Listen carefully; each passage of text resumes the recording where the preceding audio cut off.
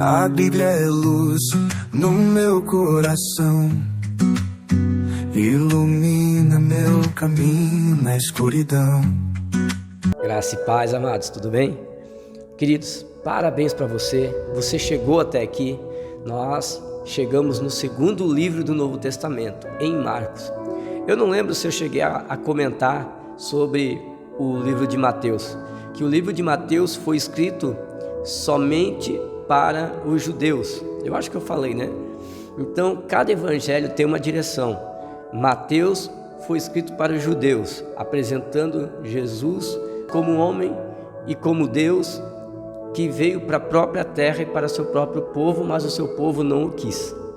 E Marcos, diferente de Mateus, foi escrito para os gregos. Então, tem muitas coisas que se repetem no livro de Marcos, que está em Mateus, mas da forma diferente. Agora nós vamos ver até algumas parábolas aqui, que é praticamente a mesma coisa, mas só com os pontos diferentes. Então tem parábolas que eu nem vou mencionar, porque nós já lemos e não tenho que explicar. Agora outras a gente pode estar lendo aí, para vocês entenderem a diferença. Então o livro de Marcos já começa falando acerca de João Batista, né? Como João Batista foi profetizado. João Batista foi profetizado através do profeta Isaías, que mandaria um anjo para preparar o caminho. O que é preparar o caminho? No tempo de Jesus, quando um rei ia a uma cidade para visitá-la, ele mandava os seus representantes para preparar o caminho, para arrumar as ruas, para que quando passasse a carruagem não tinha buraco, não tivesse pedra na frente, nada. Então, esse soldado iria à frente, preparando o caminho para o rei, arrumando as estradas, deixando ela arrumadinha para que nada impedisse a chegada do rei até o seu trajeto. Então João Batista fez essa parte, ele preparou o caminho, preparou o povo, avisando que viria o Messias, tá? Ele devia preparar o caminho, e assim ele o fez, amém? Já no versículo 9 a 10, vai mostrar a manifestação da Trindade. Quando Jesus ele se batiza, nós vemos ali a manifestação da Trindade Santa. Jesus está à frente aos olhos do povo, e quando ele se batiza, quando ele está saindo das águas, o povo ouve Deus do céu falar: olha, eis aí o meu filho a quem eu amo e tem me comprazido. E João vê descer então uma forma de pomba sobre a cabeça de Jesus. Ali é a primeira manifestação da Trindade. Glória a Deus. Em seguida, Jesus saindo dali, ele encontra os dois irmãos, Simão, que logo seria se chamado Pedro, né? Eles estavam pescando, e também André encontrou na segunda viagem os outros dois irmãos, que é Tiago e João, e chamou os 4 primeiros discípulos. E eles, entrando na sinagoga, começaram ali a pregar e a ensinar. Só que como Jesus pregava diferente, as pessoas viam tamanha autoridade, porque Jesus pregava aquilo que vivia, e ele não pregava por imposição, ele pregava aconselhando, e eles ficavam maravilhados pela forma que Jesus se comunicava. Só que em um momento, um demoniado se manifestou e Jesus o repreendeu. Ou seja, dentro da sinagoga é a primeira vez que um endemoniado em 1000 anos se manifesta, e os povos ficam apavorados, porque eles perguntam: que doutrina é essa? Será que nós vamos aprender a fazer isso também? Já gera uma inveja grande nos fariseus. Então o primeiro endemoniado foi dentro de uma sinagoga. Terrível, né? Logo após disso, lá no verso 29, Jesus vai curar a sogra de Pedro, e muitas pessoas no atardecer vieram até Jesus. E Jesus começa agora a expulsar demônios. E Jesus não falava com eles. Olha que interessante, querido. Jesus nunca fez sensacionalismo com o demoniado. Se fosse nos dias de hoje, nunca pegaria um microfone, segurava um demoniado pela cabeça e dizia: olha aqui, ó, olha aqui, ó. Não, Jesus era curto e sucinto. O único momento que Jesus fala com o endemoniado é lá em Gadara, que nós já lemos lá em Mateus, que ele fala porque ele quer saber quantos são. para poder expulsar todos e não deixar nenhum para fora. Mas Jesus nunca usou os demônios para prover a sua doutrina, a sua fé, ao contrário das igrejas evangélicas que não têm pastores, tem lobo que usa demônios para agariar pessoas na sua igreja e viver do dinheiro do povo. Capítulo 2 vai dizer assim: Jesus cura um paralítico que é levado por 4 amigos. É interessante que antes de Jesus curar o paralítico, ele primeiro perdoa os pecados daquele paralítico. Ou seja, Jesus está dizendo aqui, sem arrependimento não há milagre. Você precisa se arrepender. Aquele paralítico foi levado por 4 amigos. Outra curiosidade: aqueles 4 amigos tratavam aquele homem como irmãos. E hoje nós vemos muitas pessoas dentro da igreja paralíticas e os irmãos que estão ao lado não movem um dedo para ajudá-la. E tem aqueles amigos que são os de fora, que dizem que são teus amigos. Que tipo de amigos você tem carregado? Que tipo de amigos você tem acompanhado? Os que te levam para perto de Deus, aonde Jesus está, ou que te levam para balada, para bagunça? Que tipo de amigos tem caminhado com você?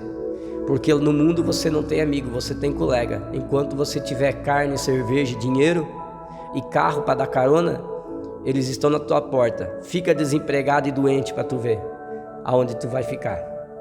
Então, vigia, escolha pessoas que te levam para Deus, não para o mundo. Depois que Jesus cura então o rapaz, os fariseus ficam bravos com ele e saem dali já fazendo plano para matar. Mais uma vez aí, a gente vê se repetindo a história, os fariseus tramando para matar Jesus. No verso 13 e 17, Jesus passa por Levi e apenas diz: siga-me. Olha que interessante, Levi estava sentado cobrando impostos. Quem que é esse Levi, pastor Fabiano? Levi nada mais é quem? Mateus. Depois nós vamos ver lá na frente Jesus chamando ele de Mateus. Levi, olha que interessante, o nome Levi quer dizer aquele que atrai a presença de Deus. Levi passou, atraiu a presença de Cristo e Cristo chamou. Tremendo, né? E os fariseus questionam Jesus por que ele sentava na casa de Levi juntamente com publicanos e pecadores. Aí Jesus fala a famosa frase: eu não vim para os sãos e para os justos, mas para os pecadores e os que estão perdidos. Muita gente usa essa passagem para colocar a sua falta de caráter como desculpa. Eu sou pecador, eu sou falho. Irmão, quem não é? Todos somos, mas a falta de caráter não é um pecado. A falta de caráter é uma iniquidade. Você sabe que tem o caráter torto e não quer se consertar. A Bíblia diz que os iníquos não herdarão o reino dos céus. Outra, quando Jesus chegou àquela mesa, os republicanos, os pecadores e até Levi já estavam perdoados. O milagre já tinha sido feito na vida deles. Ou seja, Jesus os encontrou como doentes, Jesus os encontrou como pecadores, Jesus os encontrou como aqueles repugnados. Mas quando Jesus entra em cena, o pecador é perdoado, o doente é sarado. Então, se você aceita Cristo, mas não muda teu caráter, a culpa não é de Jesus e não é da igreja, a culpa é sua. A sua falta de caráter mostra que você não entregou o seu coração a Jesus. Porque não tem como andar com Cristo e estar em pecado. Glória a Deus. Verso 18 e 22, Jesus é questionado por que seus discípulos não jejuavam. Aí Jesus explica para ele: como que se pode estar triste na presença do noivo numa festa? Jesus está querendo dizer: enquanto vocês jejuam para se achegar a Deus, os meus discípulos não precisam jejuar para chegar a mim, que sou Deus, porque eu já estou com eles. O jejum, ele atrai a presença de Deus e te santifica para se chegar mais perto de Deus. Os discípulos, ao contrário, não precisavam jejuar, porque Jesus, o próprio Deus, estava andando no meio deles. Então não precisavam fazer jejum. Mas Jesus disse: um dia eles precisarão fazer, mas no momento eu já estou com eles. Entendeu? Glória a Deus. Verso 23. Jesus diz que Ele é o Senhor do sábado e nem Ele mesmo guardou o sábado. Ele não serviu o dia, mas o dia teria que o servir. E Ele fala: olha, os teus discípulos comem no sábado. Era uma necessidade. Se eles não colhessem, não tinha como comer. E Jesus fala: olha, o sábado foi feito por causa do homem e não o homem por causa do sábado. Ou seja, o sábado foi feito para servir o homem, assim como o sábado serviu a Cristo. Ou seja, quem administra o teu dia, o teu levantar e o teu deitar e o que você vai fazer é você, não o que as pessoas mandam você fazer através de um rito religioso. Jesus diz que Ele é o Senhor do sábado e Jesus não guarda o sábado em nenhum momento. No capítulo 3, Jesus cura mais uma vez um homem no sábado, e só para ver aonde estava o coração daqueles homens da sinagoga. O homem acabou mirrada entra e ele olha assim para aqueles camaradas, e ele ali, Jesus vê o tamanho do coração duro e ruim que aquele povo é. Jesus fala assim: ó, o que é mais lícito? Sair de casa para fazer o mal ou para fazer o bem? E o povo ficou quieto. Por quê? Porque se eles saíssem no sábado, porque eles estavam ali, era sábado, eles estavam no templo. Então o homem ali estava precisando do milagre. Se eles não curassem aquele homem, se eles não ajudassem aquele homem, eles estariam saindo de casa para fazer o mal. Se eles curassem aquele homem, eles estariam fazendo o bem. Mas eles ficaram sem reação, porque segundo a lei eles não podiam fazer nenhum nem outro. Aí Jesus ficou impactado com a dureza do coração, olha para o homem e diz: ser curado, porque você tem que sair de casa para fazer o bem. E foi o que Jesus fez. Jesus sai dali novamente e novamente cura enfermos e expulsa demônios. Olha como Jesus expulsa bastante demônios no livro de Marcos. Mostra mais Jesus expulsando demônio no livro de Marcos do que de Mateus. E no 13, Jesus escolhe ali os 12 discípulos. E ali no verso 13 é a primeira vez que Levi é chamado de Mateus na lista dos 12 discípulos. No verso 20, Jesus repreende os fariseus porque diziam que Jesus tinha demônio. Jesus estava na casa tomando café e nisso veio o pessoal em volta da casa. Jesus começa a curar e expulsar os demônios. Os fariseus, por inveja, dizem: olha, é demônio.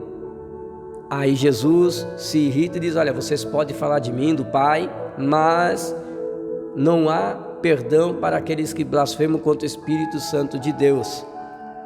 A mãe de Jesus e seus irmãos vão até eles. A gente já leu isso lá em Mateus, mas eu vou falar aqui de novo. Os irmãos de Jesus, juntamente com a sua mãe, vão até Jesus enquanto Jesus prega. E falam para ele: olha, tua mãe e teus irmãos estão aí. Os irmãos não eram discípulos, estava Jesus e seus discípulos já estavam dentro da casa. Quem estava lá fora era Maria, seus 4 irmãos e suas irmãs. Então ele diz: olha, quem é minha irmã, minha mãe e meus irmãos? Todo aquele que faz a vontade do meu Pai é irmão e irmã. É por isso que quando você aceita Cristo numa igreja, os cristãos olham para você e diz: a paz do Senhor, irmão. Porque quando você aceita Cristo e começa a fazer a vontade do Pai, você é chamado agora de irmão. Não é mais o Fabiano. Eu aceitei a Cristo, agora é o irmão Fabiano. Por quê? Porque ele é irmão de Cristo. Entendeu? Capítulo 4, no verso 35, começa a falar da parábola do semeador, que já foi explicado lá em Mateus 13. Né? Você já deve ter escrevido no teu caderno aí, mas lá no vídeo de Mateus, lá no vídeo de Mateus 13 a 18, está a explicação lá do semeador. Então, no capítulo 4, 5 e 6, a maioria das parábolas a gente já leu lá em Mateus, só que só tem alguns pontos diferentes do que Mateus falou. O que eu vou falar para ti agora primeiro é sobre a parábola da candeia. Tá? A parábola da candeia vai falar que não se pode esconder os pecados. Não há nada que ficará oculto diante de Deus. Não se coloca uma lâmpada debaixo da cama, porque ela vai reluzir. Ou seja, nada vai ficar em oculto. Tudo aquilo que o homem fizer escondido, Deus vai botar para fora. Isso que ele estava querendo dizer. Vai ser descoberto. Quantas vezes você viu pessoas escondendo coisas terríveis, né? E recentemente teve aí um camarada aí que adulterou 18 anos, era pastor de igreja, 18 anos estava com uma amante e agora foi à tona. Irmão, pode passar dias e anos, mas nada fica encoberto. Por quê? Porque o inferno te ensina a fazer, mas ele não faz questão de esconder, para escandalizar você, a tua família e os que te amam, só para te derrubar. Então foge da cilada do diabo. Depois a gente viu a parábola do grão de mostarda, que também está lá em Mateus 13. A gente já explicou, não vamos falar aqui. Deus acalma a tempestade, está lá em Mateus 8, também não vou falar aqui porque a gente já falou lá. E o capítulo 6 são passagens que vai falar também sobre a cura da filha de Jairo, que nós já falamos. Vai falar sobre o gadareno. Só que olha que interessante, no livro de Mateus, a passagem do gadareno fala sobre 2 endemoniados, enquanto o de Marcos só fala 1. Ou seja, está errado? Não, é que cada um trouxe a sua visão. Marcos quis contar a história de 1, enquanto Mateus contou a história de 2, tá? Também no livro de Mateus a gente viu a história de 2 cegos. Aqui em Marcos a gente viu, você vai ver a história de 1 cego. Então, cada um tem uma visão para a passagem. Amém? Então, o capítulo 5 e 6 a gente não vai ler, porque a maioria das parábolas já foi contada em Mateus. Então não tem por que a gente estar repetindo, e assim o vídeo fica mais curto, melhor para nós. Deus abençoe, te espero, hein? 6 capítulos por dia, 4 dias Novo Testamento e 4 dias o Antigo Testamento. Vamos firme aí, em 6 meses a gente termina de ler a palavra. Deus abençoe.